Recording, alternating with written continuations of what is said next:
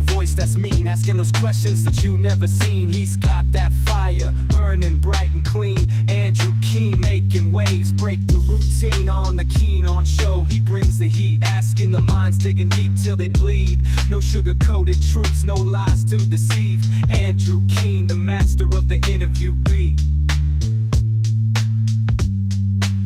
He's got the knowledge, he's got the flair, challenging ideas with a fearless stare. With every question, he's uncovering what's there. Andrew Keene, a truth seeker, he's aware. Hello, everybody. We are at the end of May. It is Tuesday, the 28th of May, 2023.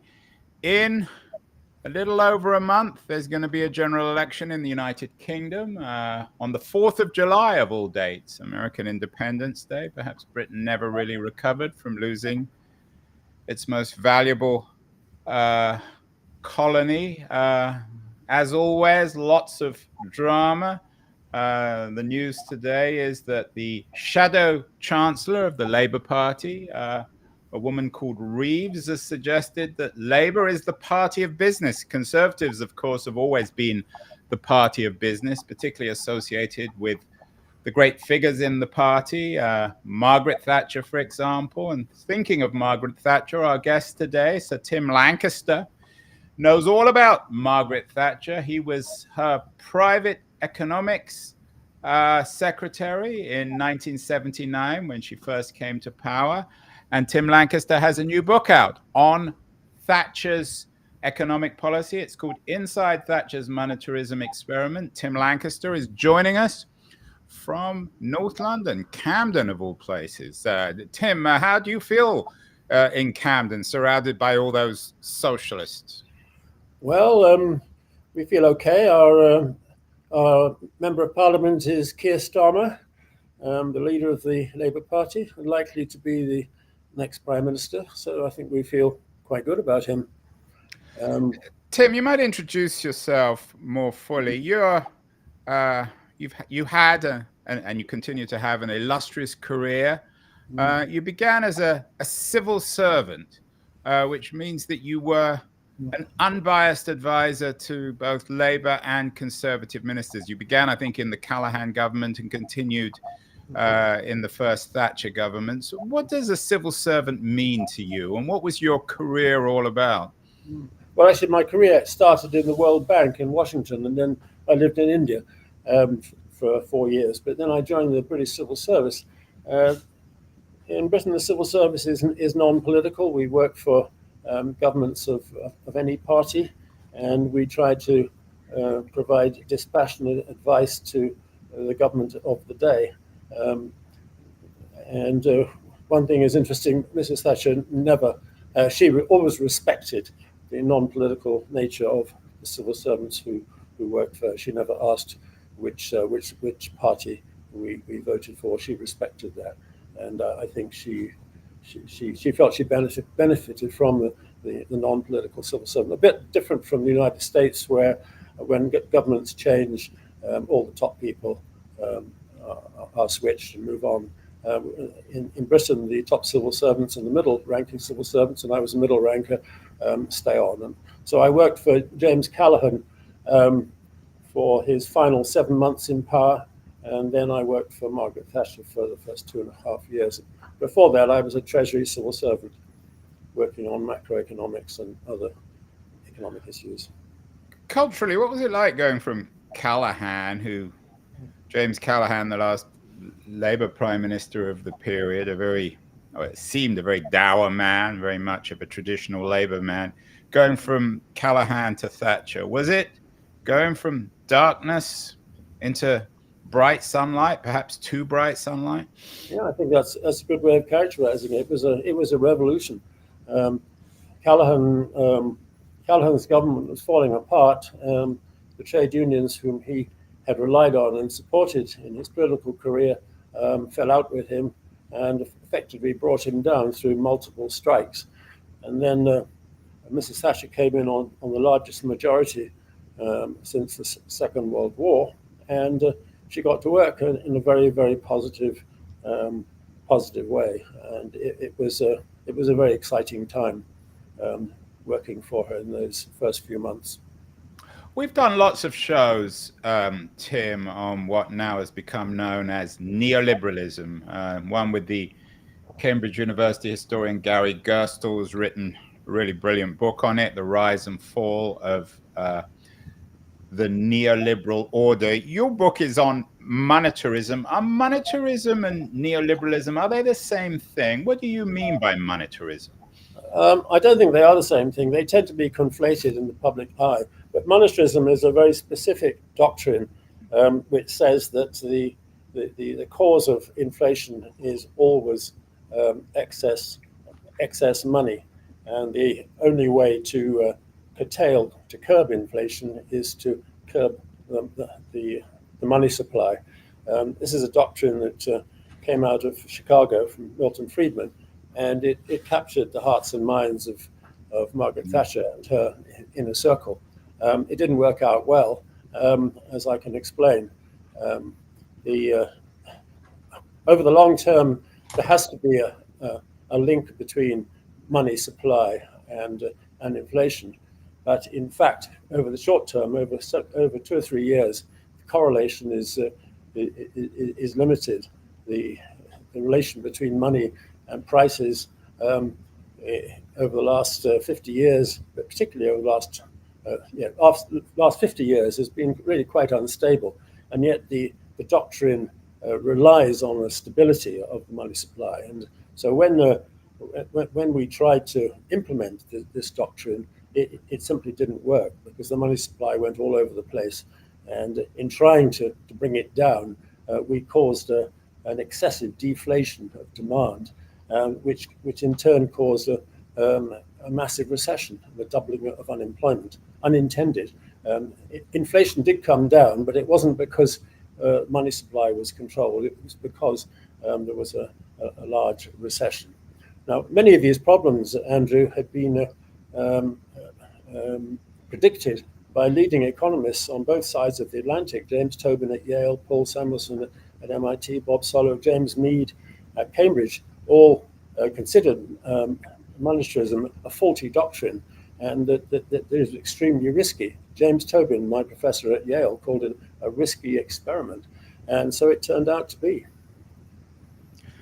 Well, we all need a bit of risk, don't we? I mean, you noted that Mrs. Thatcher was a remarkably dynamic woman. We've done some stuff on the 70s. I'm not sure if you're familiar with Helen Thompson's book on the 70s disorder, about the inflationary times, politically depressing, dark, lots of strikes. So when Mrs. Thatcher came to power, even if this monetarist experiment was a failure, was this failure in its own way a kind of success? Did something need to happen?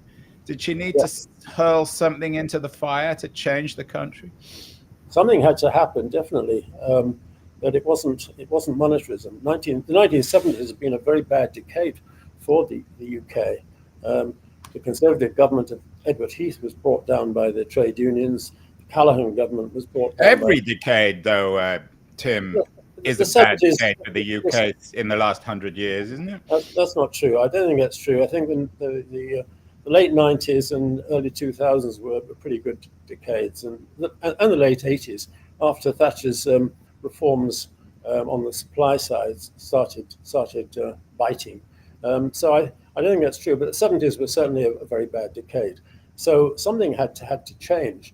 The view at that time by many economists was that the so-called orthodox policy of spending money in order to create employment was no longer working. But the real problem, Andrew, was that the labour market was extremely inflexible.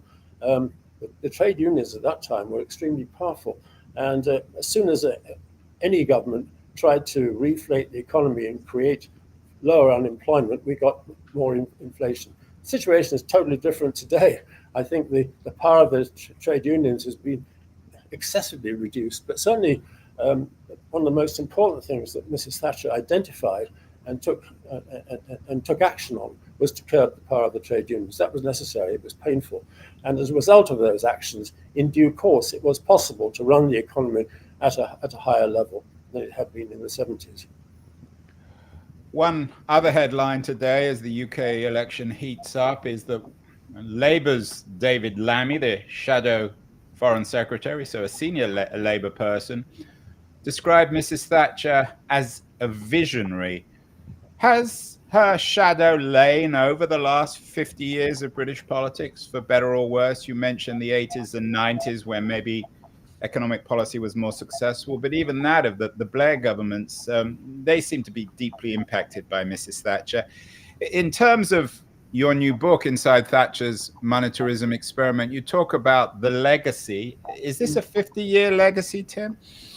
Well, I think a lot of people, although Mrs. Thatcher continues to be a divisive figure in many quarters, I think many other people look back on her character and her achievements with a great deal of nostalgia.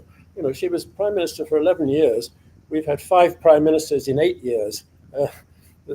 She created a stability in Britain that we hadn't had for many years, and we haven't had since. And she, for all the problems that were created by monetarism, and they were, you know, the unemployment and the loss of manufacturing. In fact, the supply side of the economy did perform much better as a result of the reforms, the liberalization of the financial sector, curbing the power of the trade unions, joining the single market. She was a champion of the European single market, which sadly we've now left.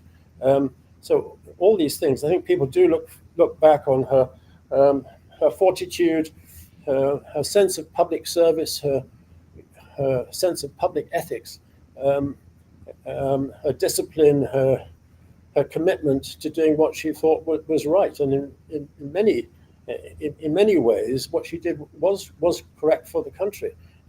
My book focuses on the rather sad story at the beginning of her administration, when she adopted this strange doctrine of monetarism. It didn't last that long. After 2 to 3 years, it was abandoned after it became clear that it wasn't working. You sound a little bit nostalgic for her. What was she like to work for? Oh, she was tremendous. I mean, I really enjoyed working for her. She was, first of all, she was extremely kind and caring of her staff. She was a delight to work for. One had to admire her self-discipline, her commitment, and all those other things. There were aspects which were more difficult.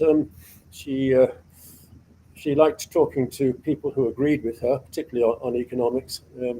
She was reluctant to talk to people, particularly economists, who she thought were critical of her policies, and I think that was one of the difficulties.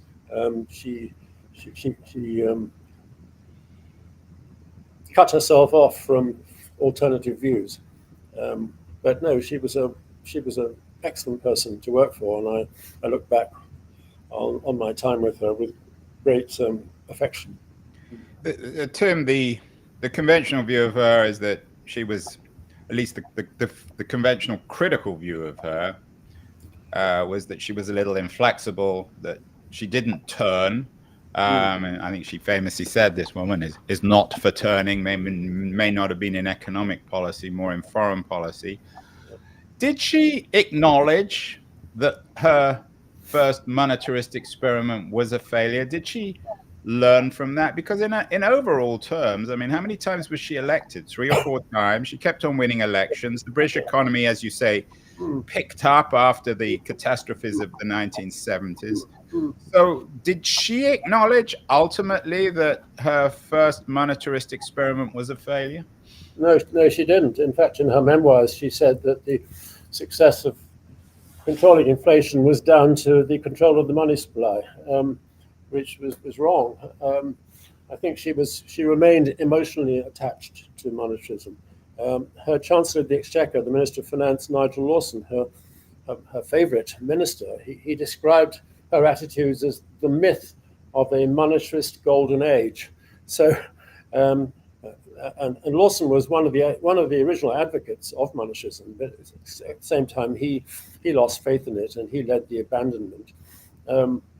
but sorry, going back to your question, yeah, she did dig in on things.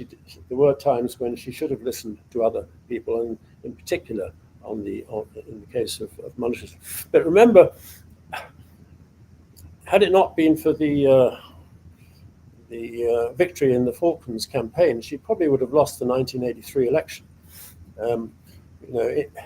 Unemployment had gone from 1.5 million to over 3 million, more than doubled.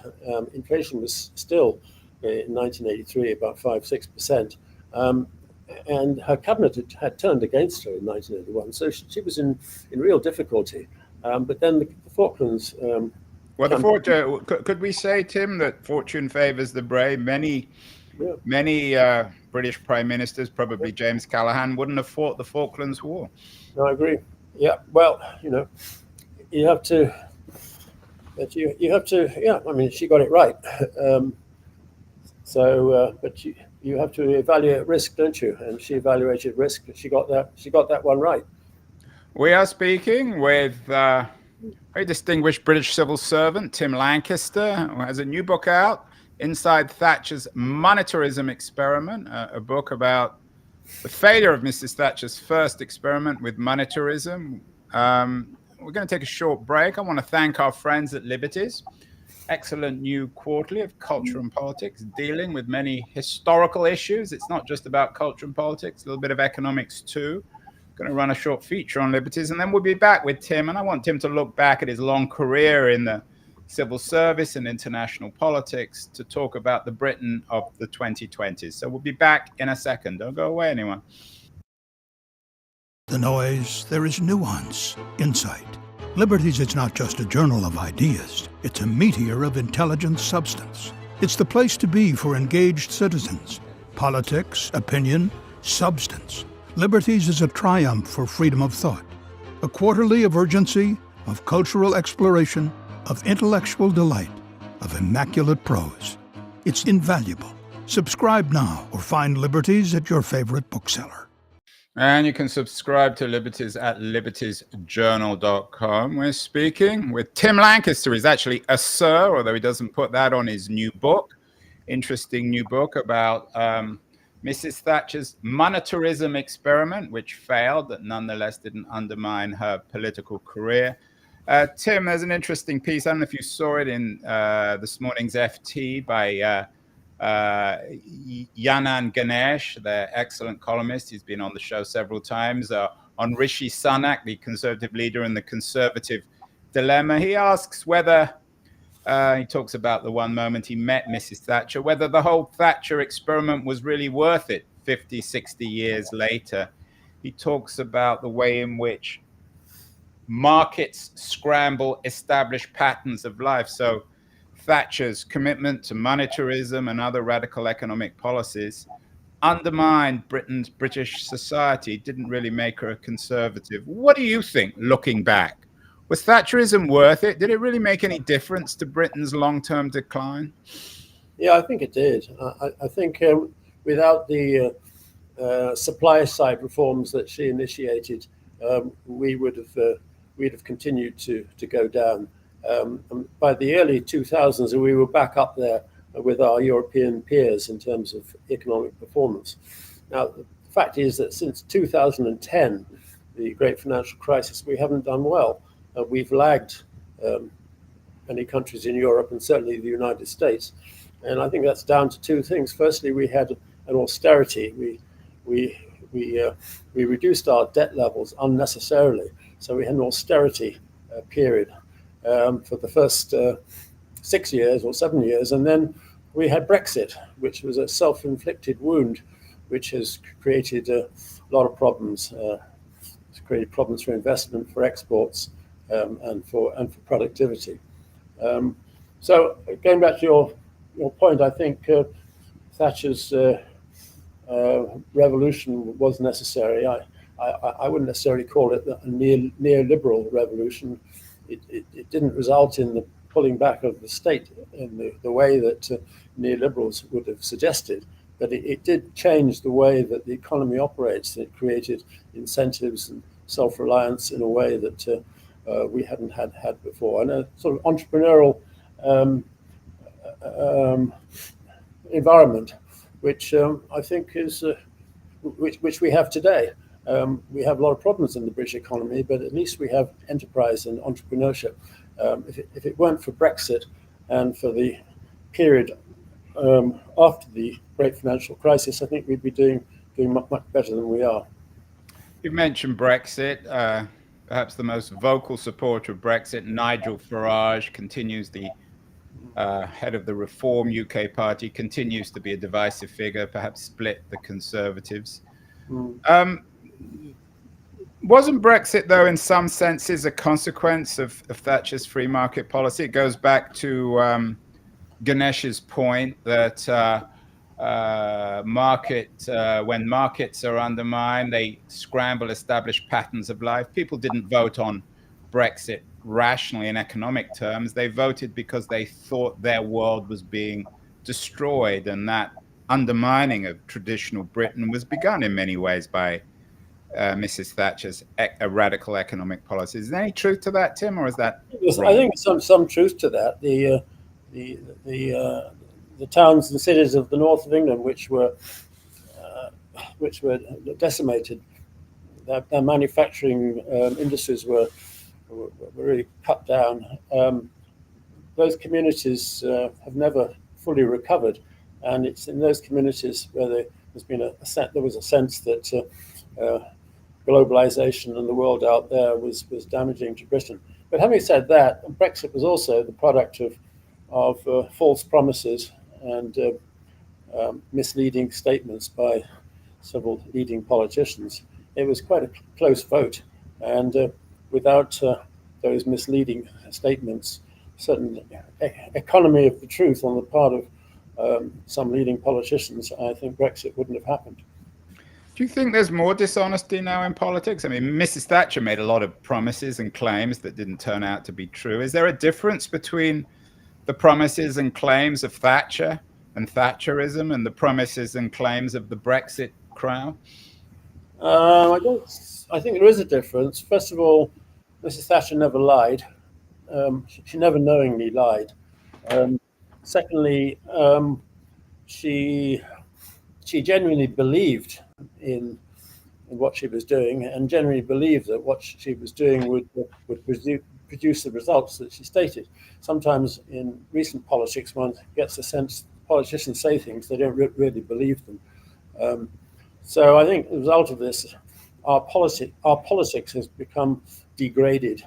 There's a cynicism about politics in Britain today, which didn't exist. There was a lot of opposition to Mrs. Thatcher and what she was doing, but I think there wasn't the cynicism that we have today, which is quite damaging.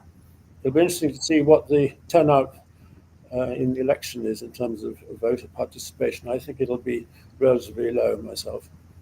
Tim, you're an example of the backbone intellectually of British society. You went to the top university, you became a top civil servant, you spent an illustrious life traveling around the world, you educated at Cambridge and at Yale. Has the authority of men like yourself, they tended to be men, although of course there were some women, has the authority of men like yourself been undermined in our age of Brexit, Trumpian populism? And is that something that we should be concerned with? Should we trust guys like you? I don't know about trusting guys like me, but I think there should be greater trust in expertise. In this country, and I think perhaps in the US, there's been the politicians have tended to criticize the experts, say the experts don't know what they're talking about. My experience is that experts need to be listened to. They may not always get it right, but politicians who don't know about climate change, they don't know about economics, they don't know about health, medical issues, they need to listen.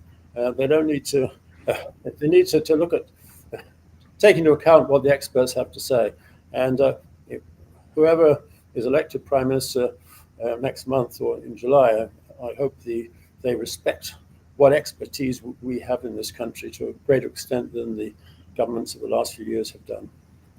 What advice would you give, Tim, somebody just starting out, someone who's graduated from one of the top universities, who now is starting out as a civil servant, giving advice to prime ministers or other kinds of ministers, do they need to be more aggressive in the media in underlining their expertise and authority? How do you fight back I don't think, against this populism? well, I think it's for politicians to fight back against populism. I don't think it's the role of civil servants to do that. Their job is to provide dispassionate advice to the politicians. If the politicians won't row back on populism, then I don't think anybody else can. The media can, maybe, but it's not the job of civil servants to do. The job of the civil servants is to be honest and give the very best of themselves, and be altruistic, have a sense of society, and working for the public good. You're never going to earn the kind of salaries you can earn in the city of London or New York as a civil servant, but you're reasonably well paid, and it's a fascinating job, and I think it's worthwhile. Tim, in the US, and you probably don't need me to tell you this, in the US, a lot of the suspicion of what Trump calls the Trump crowd calls the deep state tends to be found in the Republican Party. There's still a great deal of trust, I think, amongst mainstream Democrats in the old-fashioned state and experts like yourself, high-level bureaucrats, public servants. Is the same true in the UK? Is there more trust now within the Labour Party of traditional structures of power and authority than there is in the Conservative Party? I know the Conservatives, like perhaps the Republicans, are split between a traditional and radical wing. Well, we'll wait and see if Labour are appointed or elected in July. We'll see what their attitude is, but I suspect they will be looking for the civil service to help them, just as indeed Mrs. Thatcher did when she came into power. She was suspicious of the civil service en masse, but she had a great respect and admired individual civil servants who worked for her, often more so than her political advisors. Politicians in this country, they, of a certain kind, tend to say the civil service are trying to stop them from doing things. Well, that's not my experience. My experience in government over 25 years was that civil service provides advice, and ministers dispose. If the ministers decide not to take the advice, well, that's their responsibility. But yeah. Tim, what do you make of the Liz Truss fiasco a couple of years ago? I'm guessing that most of her civil servants were opposed, would have disagreed with her on her, and maybe correct me if I'm wrong, a radical monetarist approach that resulted in her blowing herself up politically and Sunak becoming prime minister. Well, I didn't work for her. You certainly wouldn't have been. You wouldn't have advised that policy. Well, by the way, it wasn't a monetarist policy. She decided to announce large tax reductions, an expansionary budget at a time when the Bank of England was struggling to bring inflation down, which was completely the wrong thing to do. You can't grow the economy out of inflation. You have to you have to deflate the economy for inflation. So there was a fundamental contradiction between what she was trying to do on the economic side with what the Bank of England were mandated to do, and of course it didn't work. It blew up the markets, and she left. And the markets pushed back, so it was defeated not by political opponents but by the market itself. Correct, absolutely. Yeah. So finally, Tim, you're as I said, a very distinguished British civil servant. It was a very depressing piece in the Guardian, left-leaning English publication today, about half the students at the UK universities are not going to class because they're disappointed with the experience and forced to prioritize paid work. Things aren't great in the UK, as you've noted.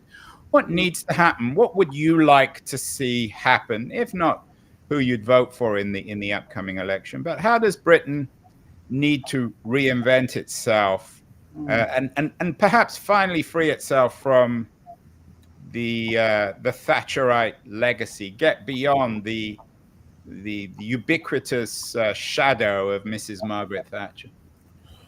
Well, I think we need competence, and she was competent. We need a return to competence. We haven't had competent government over the last 10 years.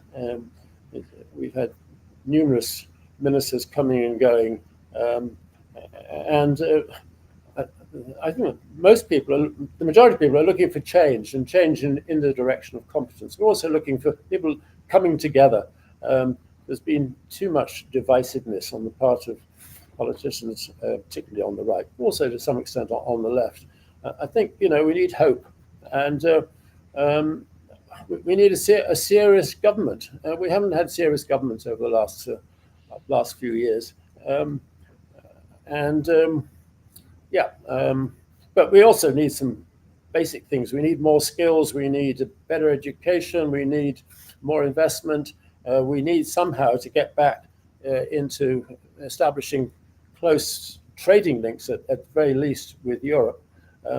I think as long as we remain very much outside Europe, our economy is going to continue to struggle. It's striking that no party, except the Liberal Democrats, the minority party, none of the major parties are prepared to talk about going back into Europe, and I think that's quite disappointing. But eventually, I believe we will have to go back if we're to prosper in the years to come. You don't sound very enthusiastic or optimistic, Tim, about the Britain of the 2020s or even 2030s. Well, it's a great place to live. I can tell you, if you're reasonably fortunate like I am. Well, if you live in Camden Town. London is the greatest city in the world. I've lived in a number of capitals, and this is a great place. So despite our troubles, we are rather introspective, in this country, Andrew. As you know, we look at our neighbours a lot. We'd like to do better, but it is actually a pretty amazing place, culturally and in every sort of way. So, yeah. Well, Sir Tim Lancaster, the author of Inside Thatcher's Monetarism Experiment, thank you so much for appearing on Keen On. As always, a real pleasure and honor. We'll have you back to talk more about the future of Britain in the late 20s. Thank you so much, Tim. Thank you so much, Andrew.